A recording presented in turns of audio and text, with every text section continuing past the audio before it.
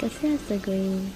कालच्या ट्रॅव्हलिंगमुळे केसाची फार वाट लागून गेलेली. असं तर हेअर वॉश करायचा होता, पण सकाळी थंडी एवढी डेंजर वाजत होती ना की केस धुवायची अजिबात इच्छा होत नव्हती. आणि एवढी गुंता असूनसुद्धा मी केसांची गुंता न सोडवता एवढा कंटाळा करून ते केस तसेच्या तसेच वरती बांधले. आणि आत्तापर्यंत गरमी होत होती आणि या 2 दिवसापासून पुण्यामध्ये एवढी थंडी वाढली आहे ना.